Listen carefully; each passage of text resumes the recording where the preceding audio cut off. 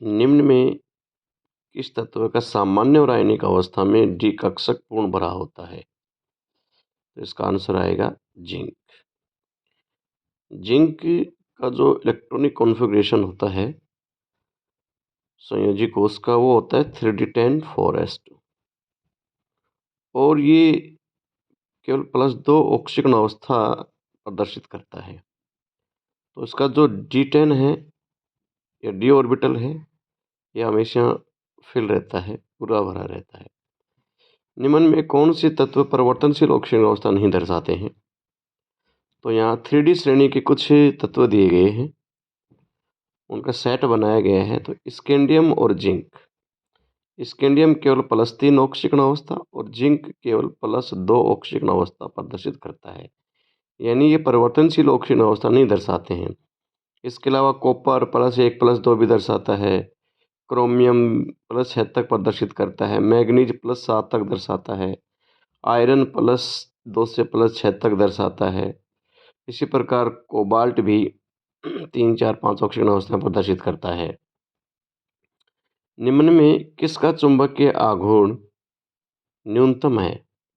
तो हम चुंबकीय आघूर्ण का एक सूत्र होता है, प्रचक्रण मात्र सूत्र, μ n(n+2). यहाँ n अयुग्मित इलेक्ट्रॉन की संख्या होती है।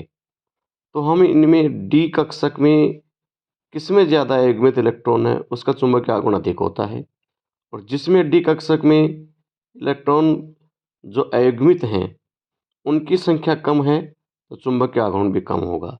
तो अपना यहाँ कॉपर का जो Cu+2 का जो कॉन्फ़िगरेशन होता है वो 3d9 है। तो जब 3d9 होता है तो इसमें एक इलेक्ट्रॉन अनपेयर रहेगा, इसलिए ये ऑप्शन इसका सही है। Fe+2 का चुंबकीय आघूर्ण कितना होता है? तो Fe+2 का चुंबकीय आघूर्ण ज्ञात करने के लिए यही हमारा सूत्र काम में आएगा, Nn+2। और इसे ज्ञात करने के लिए Fe+2 का इलेक्ट्रॉनिक कॉन्फ़िगरेशन लिखेंगे, जो होता है 3d6 आगे 4s0। अब डी में 6 इलेक्ट्रॉन है, उसको फिल करते हैं, तो इसमें 4 अनपेड इलेक्ट्रॉन आ जाते हैं।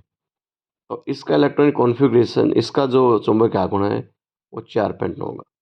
इसमें एक बात आपको ध्यान रखने वाली ये है कि जितने अनपेड इलेक्ट्रॉन होते हैं उतना आपका जो उत्तर आएगा पॉइंट से पहले वो ज़रूर आएगा। जैसे इसमें 4 अनपेड इलेक्ट्रॉन हैं तो 4 ज़रूर आया है, 4.9। निम्न में रंगहीन आयन कौन सा है? तो Ti4 रंगहीन आयन होता है, क्योंकि इसमें डी कक्षक में इलेक्ट्रॉन नहीं होते हैं, और नहीं होते हैं तो फिर डी संक्रमण होने की संभावना खत्म हो जाती है, और डी संक्रमण के कारण ये रंग प्रदर्शित करते हैं। पित्तल मिश्र धातु है, ब्रास जिसको इंग्लिश में बोला जाता है, और ये कॉपर और जिंक से बनी होती है। कॉपर और टिन से जो धातु बनी होती है, मिश्र धातु, उसको कहा जाता है ब्रोंज, जिसको कांसा बोलते हैं, कांसी ब्रोंज मेडल। Cr2OCl-2 में CrO-Cr बंध कोण कितना होता है? ये डाइक्रोमेट आयन है, जिसमें बंध कोण 126 डिग्री का होता है। लेंथेनॉइड संकोचन, यानी लेंथेनॉइड श्रेणी में बाएं से दाएं जाते हैं तो उनके आयनिक आकार में कमी होती जाती है। पहले आकार बड़ा, फिर छोटा, उससे छोटा, उससे छोटा, उससे छोटा, से आकार घटता जाता है। इसका कारण क्या है? इसका कारण है कि प्रभावी नाभिक आवेश तो लगातार बढ़ता है, लेकिन 4f कक्षक उपांत्य कोष होते हैं, उपांत्य।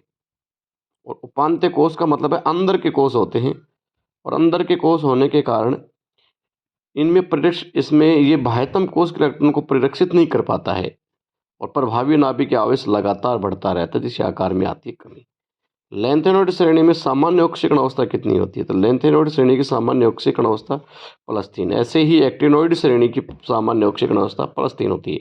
और आपके लिए एक बहुत अच्छा क्वेश्चन है, कौन सा एक्टिनॉइड तत्व ऐसा है जो +3 ऑक्सीकरण अवस्था रिप्रेजेंट नहीं करता है? इसको जरूर देखें।